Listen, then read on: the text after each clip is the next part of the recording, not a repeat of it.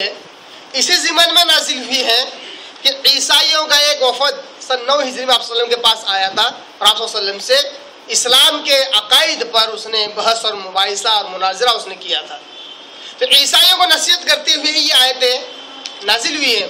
تو انہوں نے قرآن مجید کی ان آیتوں کو دلیل کے طور پر نبی کے آگے پیش کیا کہ دیکھو قرآن کہتا ہے کہ عیسیٰ روح اللہ ہے، اللہ کی طرف سے روح ہے، وہ کلمت اللہ، اللہ کا کلمہ ہے، گویا کہ اللہ سے جوڑا.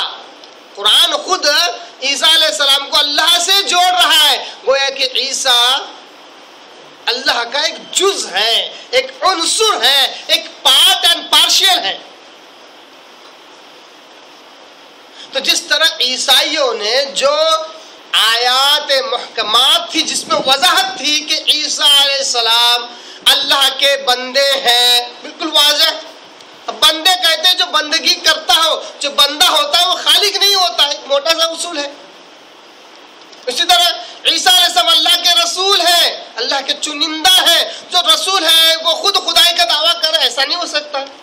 اس سے بڑھ کر قرآن مجید نے بالکل واضح طور پر کہا عیسیٰ علیہ السلام کی حیثیت یا عیسیٰ علیہ السلام اللہ کی نگاہ میں ہو بہو ویسے ہی ہے جس طرح آدم علیہ السلام. اللہ نے ان کو مٹی سے پیدا کیا، ان کو مٹی سے پیدا کیا اور کہا ہو جا تو بن گئے. اللہ نے تخلیق دونوں کو ایک طرح سے کی ہے اپنی روح کے حکم سے.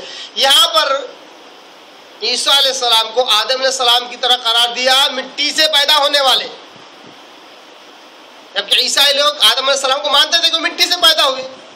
یہ بالکل واضح آیت تھی، ان آیتوں کو چھوڑ دیا اور جو متشابہ آیتیں تھی، اللہ کہتا ہے عیسیٰ روح اللہ ہے، عیسیٰ کلمت اللہ ہے علیہ الصلوۃ والتسلیم، تو ان آیتوں کو انہوں نے لے لیا.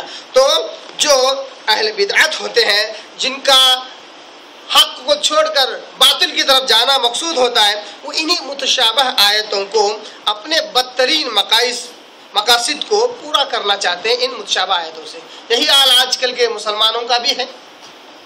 آج باتیں بہت زیادہ ہیں، حالانکہ ہونا تو یہ چاہیے کہ اس ایک آیت پر 3 درس ہو سکتے شاید، مگر پھر بھی میں 2 دروس پر اس کو ختم کرنے کی کوشش کر رہا ہوں، اللہ توفیق دے. تو آج کل کے مسلمان بھی کچھ ایسے ہی ہیں جو اپنی بدعقیدگی اور بدعتوں کے لیے آیات متشابہات کو دلیل بناتے ہیں. جیسا کہ ایک مثال میں نے پچھلے درس میں دی کہ اللہ تبارک تعالیٰ سورہ طٰہٰ کی آیت نمبر 5 میں کہتا ہے، اللہ کہاں ہے؟ الرحمن علی العرش استویٰ، رحمان عرش پر مستوی ہے. اب کیسے ہے؟ کیا وہ اللہ کی صفات ہے؟ مگر بات بالکل واضح ہے، اللہ کہاں ہے؟ اللہ عرش پر مستوی. یہ جو بالکل واضح اور کلیئر، حالانکہ اللہ کی صفات کے تعلق سے اللہ کے تعلق سے جتنی آیتیں ہیں وہ آیات متشابہات میں آتی ہیں، مگر ان متشابہ آیتوں میں بھی وضاحت ہوتی ہے. اس لیے میں نے پچھلے درس میں کہا تھا کہ اہل حق کی پہچان ہے کہ آیات متشابہات کو وہ آیات محکمات کی روشنی سے سمجھتے ہیں، آیات محکمات کی روشنی سے سمجھتے ہیں. اور جو گمراہ فرقے ہوتے ہیں وہ آیات متشابہات کو بنیاد بناتے ہیں اور اس کی روشنی میں آیات محکمات کو سمجھتے ہیں. تو اللہ تبارک و تعالیٰ کے تعلق سے اللہ کہا ہے، قرآن مجید کی بالکل واضح کلیئر کٹ آیت الرحمن علی العرش استویٰ. اس کے بجائے ان آیتوں کو بعض مسلمانوں نے لیا اور کہا اللہ کہاں ہے، تو کہا اللہ ہر جگہ ہے. کیا کہا؟ یہ عقیدہ گڑا. دلیل کیا دی؟ دلیل اس بات کی دی کہ چاہے تم جس طرف چاہو رخ کرو تم اللہ کو پاؤ گے، یہ دلیل. اور اسی طرح چاہے تم 2 ہو تو تیسرا اللہ ہوتا ہے، 3 ہو تو چوتھا اللہ ہوتا ہے، یہ کہا دلیل. تو اللہ تبارک تعالیٰ ہر جگہ. اس طرح اللہ کہتا ہے کہ اللہ نور السماوات والارض، اللہ نور ہے. دیکھو اللہ نور ہے، اس کا مطلب اللہ ہر جگہ ہے. وہ آیتیں جو متشابہ ہے جس کے 2 سے 3 معنی نکل سکتے ہیں، ان کو بنیاد بنایا اپنے عقیدے کو ثابت کرنے کے لیے. تو اہل بدعت اور اہل گمراہ کی یہ شیوا ہی رہا ہے کہ آیات متشابہات کو یا وہ دلائل جن کو کسی اور دلیل کی بنیاد پر سمجھنا پڑتا ہے، اسی کو بنیاد بنا کر اپنے بدترین مقاصد کو پورا کرنے کی کوشش کرتے ہیں۔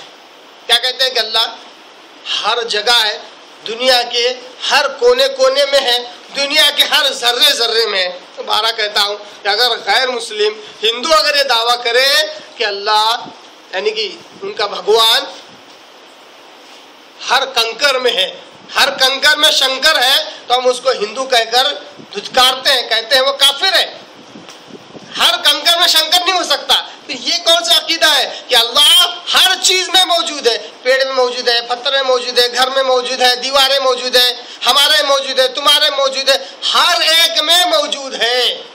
یہاں تک اللہ معاف کرے مسلمانوں کی کتابوں میں بات کر رہا ہوں کہ شیعوں کی بھی نہیں، بعض اہل سنہ والجماعت کا دعویٰ کرنے والے مسلمانوں کی کتابوں میں ایسے واقعات پڑھنے میں آتے ہیں اور بڑی شان سے دعویٰ بھی کرتے ہیں کہ یہ ہمارے فلاں بزرگ نے ایسا لکھا۔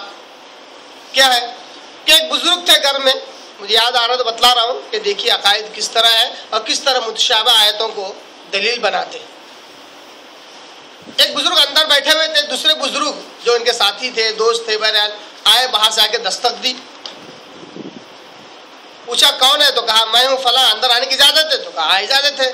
دروازہ کھولا، جیسے اندر داخل ہوئے تو کیا دیکھتے ہیں کہ ایک بکری باندھی ہوئی ہے۔ بکری نے بولی میں، بکری نے آواز کی میں بولی۔ میں بولنا کیا ہے؟ آپ کیا سمجھ رہے ہیں میں کا مطلب؟